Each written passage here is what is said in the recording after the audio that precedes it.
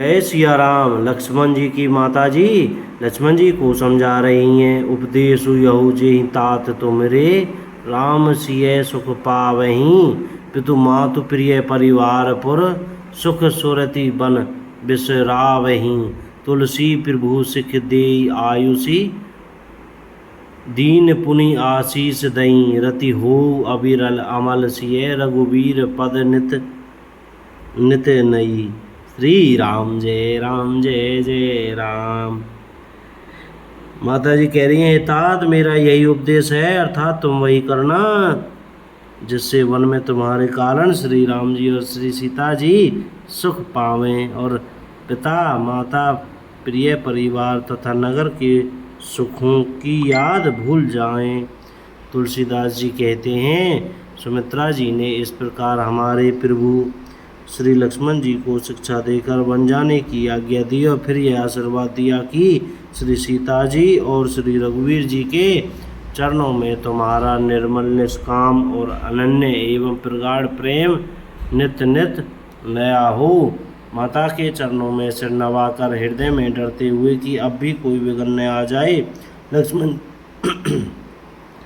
लक्ष्मण जी तुरंत इस तरह चल दिए जैसे सौभाग्यवश कोई हिरण कठिन फंदे को तोड़ाकर भाग निकला हो।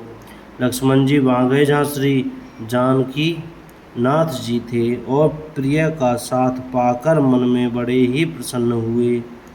श्री राम जी और सीता जी के सुंदर चरणों की वंदना करके वे उनके साथ चले राजभवन में आए। नगर के स्त्री पुरुष आपस में कह रहे हैं कि विधाता ने खूब बनाकर बात बिगाड़ी। उनके शरीर दुबले मन दुखी और मुख उदास हो रहे हैं। वे ऐसे व्याकुल हैं जैसे शहद छीन लिए जाने पर शहद की मक्खियां व्याकुल हों। सब हाथ मल रहे हैं, सिर धुनकर पीट कर पछता रहे हैं, मानो बिना पंख के पक्षी व्याकुल हो रहे हों।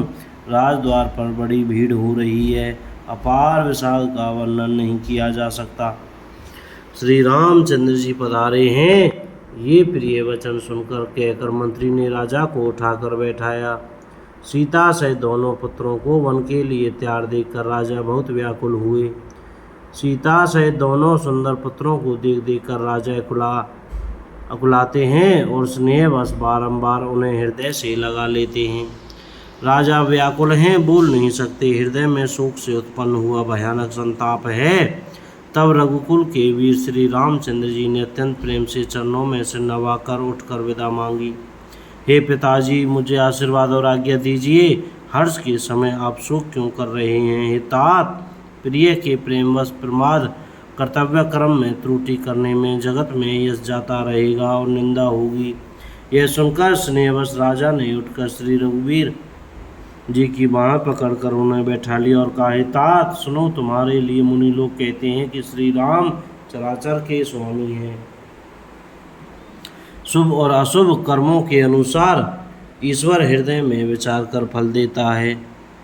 जो कर्म करता है वही फल पाता है, ऐसी वेद की नीति है। यह सब कोई कहते हैं, किंतु इस अवसर पर तो इसके विपरीत हो रहा है। अपराध तो कोई और ही करे और उसके फल का भोग कोई और ही पावे। भगवान की लीला बड़ी ही विचित्र है, उसे जानने योग्य जगत में कौन है। राजा ने इस प्रकार श्री रामचंद्र जी को रखने के लिए छल छोड़कर बहुत से उपाय किए, पर जब उन्होंने धर्म धुरंधर धीर बुद्धिमान श्री राम जी का रुख देख लिया और वे रहते हुए न जान पड़े, तब राजा ने सीता जी को हृदय से लगा लिया और बड़े प्रेम से बहुत प्रकार की शिक्षा दी। वन के दुसह दुख कहकर सुनाए, फिर सास ससुर और पिता के पास रहने के सुखों को समझाया।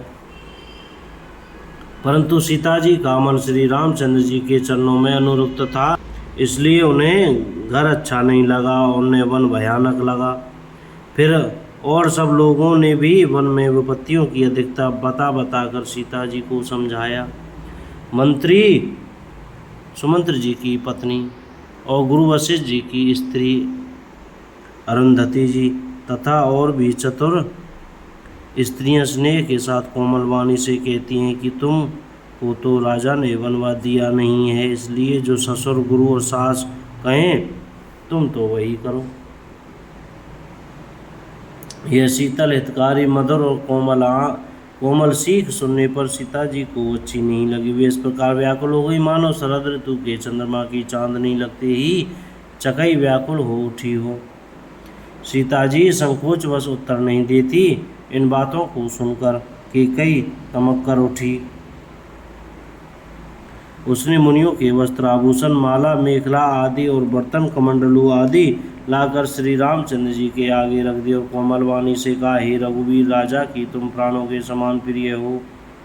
राजा को तुम प्राणों के समान प्रिय हो। भीरू प्रेम मत दुर्बल हृदय के राजा शील और स्नेह नहीं छोड़ेंगे। पुण्य सुंदर यश और परलोक चाहे नष्ट हो जाए पर तुम्हें बन जाने को वे कभी न कहेंगे। ऐसा विचार कर जो तुम्हें अच्छा लगे वही करो। माता की सीख सुनकर श्री रामचंद्र जी ने बड़ा सुख पाया, परंतु राजा को ये वचन मान के समान लगे। वे सोचने लगे, अब भी अभागे प्राण क्यों नहीं निकलते। राजा मूर्छित हो गए। लोग व्याकुल हैं, किसी को कुछ सूझ नहीं पड़ता कि क्या करें। श्री रामचंद्र जी तुरंत मुनि का वेश बनाकर और माता पिता को सिर नवाकर चल दिए। वन का सामान सजकर वन के लिए आवश्यक वस्तुओं को साथ लेकर श्री रामचंद्र जी स्त्री श्री सीता जी और भाई लक्ष्मण जी सहित ब्राह्मण और गुरु के चरणों की वंदना करके सबको अचेत करके चले। राजमहल से निकलकर श्री रामचंद्र जी वशिष्ठ जी के दरवाजे पर जा खड़े हुए और देखा कि सब लोग विरह की अग्नि में जल रहे हैं। उन्होंने प्रिय वचन कहकर सबको समझाया। फिर श्री रामचंद्र जी ने ब्राह्मणों की मंडली को बुलाया। गुरुजी से कहकर उन सबको वर्षासन वर्ष भर का भोजन दिए और आदर दान तथा विनय से उन्हें वश में कर लिया। फिर याचकों को दान और मान देकर संतुष्ट किया तथा मित्रों को पवित्र प्रेम से प्रसन्न किया।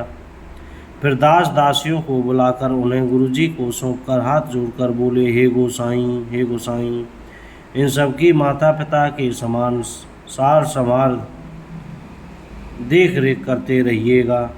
श्री रामचंद्र जी बार बार दोनों हाथ जोड़कर सबसे कोमल वाणी से कहते हैं कि मेरा सब प्रकार से हितकारी मित्र वही होगा जिसकी चेष्टा से महाराज सुखी रहें। बोलो जय श्री राम। को गलती हो गई हो तो क्षमा करें।